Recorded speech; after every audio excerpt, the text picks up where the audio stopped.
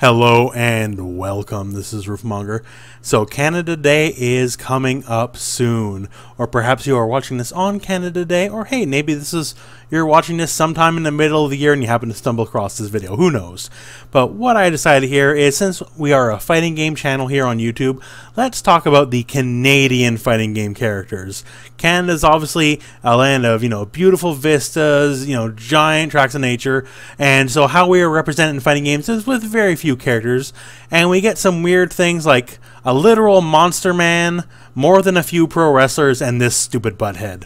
So what we're going to do here is just go through the few Canadian fighting game characters. So Wolf Hawkfield was the very first Canadian in a fighting game, appearing in the very first Virtua Fighter. He is a pro wrestler. I know it kind of fits with a lot of the stereotypes. Canadians are pro wrestlers, and he's not going to be the only pro wrestler on this list. But as far as Canadian pro wrestlers go, he's definitely the best one in fighting games. A lot of cool style. He does pretty much every signature famous move you can think of. Everything from, basic body slams to DDTs, to burning hammers, to jackhammers, to stone cold stunners, to rock bottoms, to ankle locks, and all points in between. He is a big loving tribute to pro wrestling as it is. His story was never necessarily the strongest. As a Native American, he had a vision quest that the world was going to end, and the only way to save the world was to win this random fighting game tournament. Not necessarily, Oscar award-winning material, but, fighting game plots, especially back then, were a little bit thin, so I'll forgive it. Wolf Hawkfield is a hell of a character and has always been one of my favorites. To be strong is beautiful.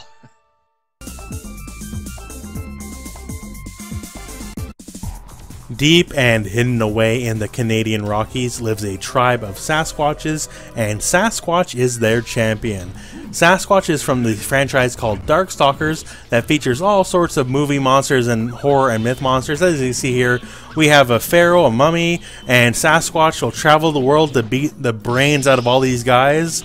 Doesn't matter if you're a vampire, doesn't matter if you're a werewolf, a succubus, a fishman. It doesn't matter as long as Sasquatch gets his bananas, because that's what Sasquatch is all about. I don't know how the Canadian Sasquatch went hundreds of years with, the banana obviously not being indigenous to our country, but once they got the taste, it couldn't be stopped.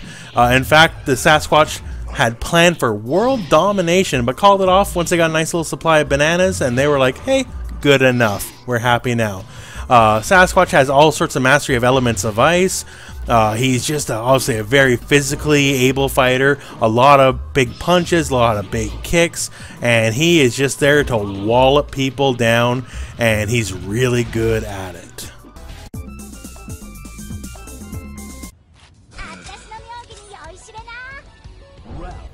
Maxima is half man, half machine, and all Canadian. This cyborg with his luxurious sideburns made his debut in King of Fighters 99.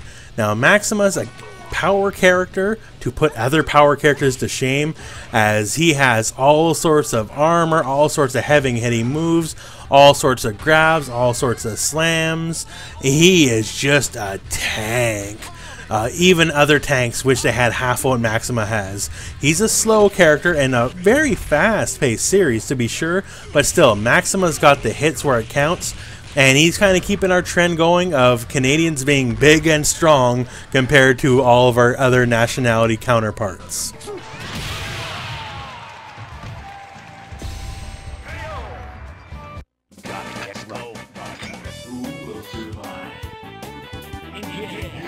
So let's delve into the realm of licensed properties. So Wolverine, Sabretooth, and Deadpool are all fighting game characters in their own way. They've all appeared in the Marvel vs. Capcom series. Are they comic book characters first? Absolutely, but they're in fighting games, and we need as many people as we can get, honestly, so I'm counting them, because they count. Obviously, Wolverine, the most famous Canadian in all the comics, a short little runt himself.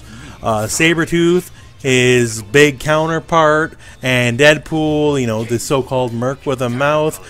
Very loudmouth character in Marvel 3. He never shuts on Marvel 3. It's actually really annoying and really grating. Unless you play Deadpool, I guess. Then maybe you find it fun. I don't. But regardless, these characters have definitely made their impact, that is. Wolverine especially, a very popular character both in Marvel 3, and maybe he was low tier in Marvel 2, but still a lot of people had their fun with him. And that's all I can really say. These guys are classic characters, even if they are comic characters first. Ain't ready for the big leagues yet, kid. Back to the minors with you. Yes, from above. Round 1, Divekick. And from the mainstream now to the obscure, we have Redacted and Jafali. So for the kids at home, you probably know Jafali in his other more famous incarnation, this guy here. And very much based on Alex Jabali, the runner of the Community Effort Orlando Tournament and Fighting Games, a big tournament actually going on right now as the time of this recording. And yeah, so a Canadian by birth, and the character is Canadian as well. Redacted, well, Redacted is Redacted for a reason. Redacted used to be called Wolverine. Divekick is a game based off diving and kicking, and Redacted dive kicks just like Wolverine does. Turns out there was some issue with the name. They decided, okay, let's just can it.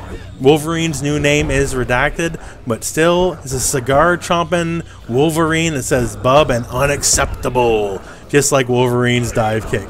These two characters are from a very silly but very fun game, and they both happen to be Canadian. Judgment. Target acquired. Raven, the elite ninja from the Tekken series. More than a little bit inspired by Wesley Snipes, but hey, I love those Blade movies, and you should too.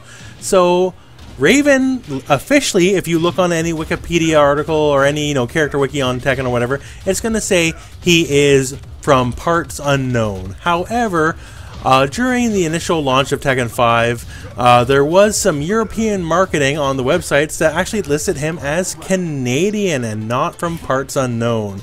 So it has been changed since. Maybe it was a screw up, who knows. All I know is it said he's Canadian. He's a super cool, super slick character. So hey, we're adopting him. We need more Canadians, and he's a cool friggin' character.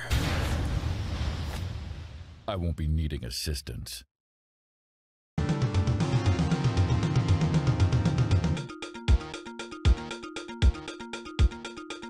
So, Sheen Genus. All I can say is, I guess we're dipping in the quality a bit, but, he's Canadian, right? So we gotta love him. So he's from a game called Aggressors of Dark Combat. It was not a very good game. It had some semi-unique things about fighting on multiple planes instead of just the usual 2D plane. You kind of move inwards and outward the background, and had a little bit of stage interaction. He's a really silly guy. So he's a pro wrestler, just like some other people, and he was kicked out of a Canadian pro wrestling organization because he was simply too dangerous and hurt too many people, so he had to go into the underground fighting circuit. So if you know your wrestling lingo, I guess he works a little stiff. This guy's got a massive mullet too, definitely a product of the time. I guess, it is somewhat Canadian to have our mullets, our Mario Lemieux and all that, right? But yeah, this guy's kind of stupid. I can't really say much more. But he is a fighting game Canadian, so he is on the list. You win.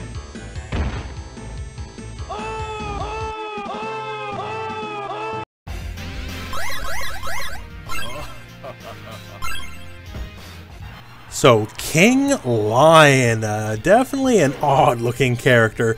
The beautiful combination of a friggin' sword and boxing gloves, because, we don't want to hit him too hard, right? So, he is from a game called Savage Reign, a fairly obscure game, even in the circle of us, fighting game players. I actually never personally got to play this one myself. So he is the body double of the boss of this game, and he doesn't have much more plot than that, but my friends, he is Canadian. I guess if you are going to stab a dude in the face with a sword, it is only polite that, you know, you don't punch him too hard and you get those boxing gloves on. But yeah, what a crazy character. What I can say, his design is just absolutely absurd. But he is a proud son of Canada, so we will show him the respect he deserves.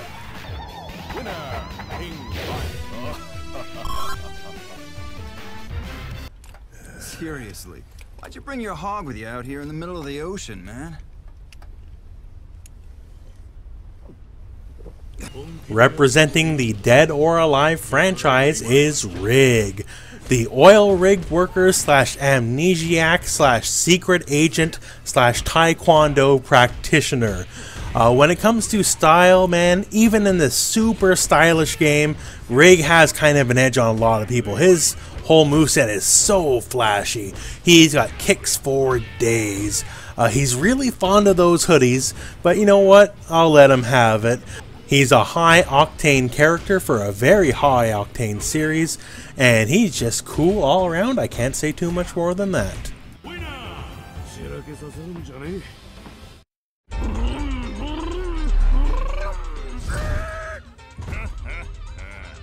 Standing at over 8 feet tall and 584 pounds, Abigail is the biggest character in Street Fighter history. He towers over even Zangief and Sagat and makes them look like small children.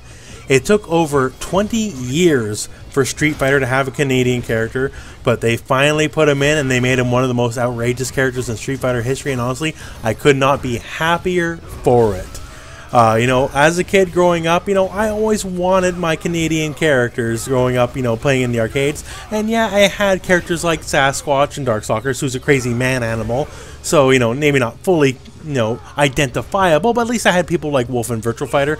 But Street Fighter, like it or not, it is the absolute fighting game, right? So to finally have Canadian representation in a fighting game that is so near and dear to my heart, it is absolutely overjoyed me when this character got announced. And the fact that he's a giant lovable schlub who thinks he's a car, all the better. He's so Canadian. His mohawk here, you're looking at the top of his head, that's not just a mohawk, that's a maple leaf. That's how Canadian this character is. And all of his moves have a nice Canadian flair to the naming.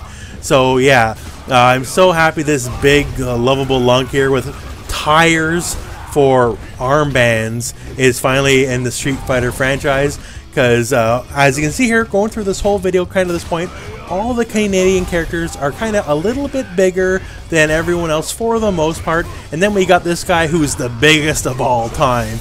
Even Andre the Giant is short compared to this character, and I love it. It's fantastic.